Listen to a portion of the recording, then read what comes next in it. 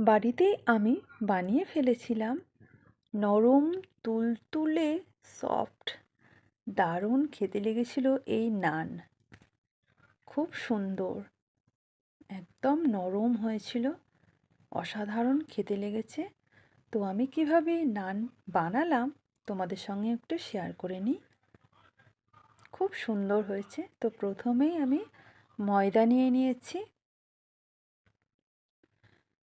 পরিমাণ মতন ময়দা নিয়েছি। তারপরেই উপকরণগুলো সব দেখিয়ে দিই আমি।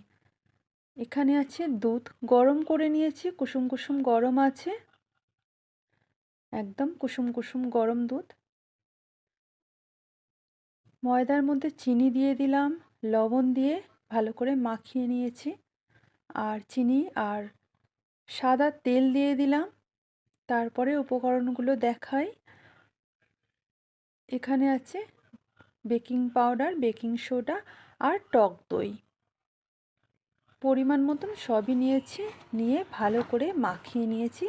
মাখিয়ে ডো করে আর চাপা দিয়ে রাখবো। 30 মিনিটের মতন চাপা দিলেই হবে। বেশি, যতটা বেশি রাখলে বেশ ভালো ফোলে। তো 30 মিনিট পর আমার এরকম ডোটা হয়েছে, ফুলে গেছে।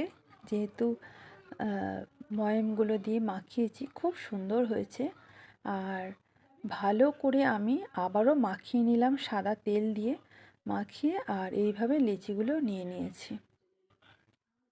লেচিগুলো একটু বড় সাইজ করব। তারপরে কড়ার মধ্যে তেল দিয়ে দিয়েছি আর বেলে নিচ্ছি। এবারে ভেজে নেব। তেলটা গরম হয়ে গেছে, এরপর আমি একটা একটা করে নান ভেজে নেব। বেশ সুন্দর ফুলে ফুলে উঠছে। আমি এক একটা করে ভেজে নেব। খুব সুন্দর হয়েছিল, এত সুন্দরভাবে ফুলছে, ভীষণ সুন্দর হয়েছে বন্ধুরা। তো আমি এইভাবেই বানিয়েছি আর আমার প্রিয় বন্ধুদের সঙ্গে আমি শেয়ার করে নিলাম আমি কিভাবে বাড়িতেই নান বানিয়ে খেলাম।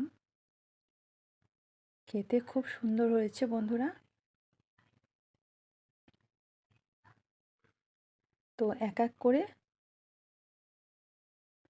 সব ভেজে নিচ্ছি এইভাবেই। আর খুব সুন্দর হয়েছিল একদম।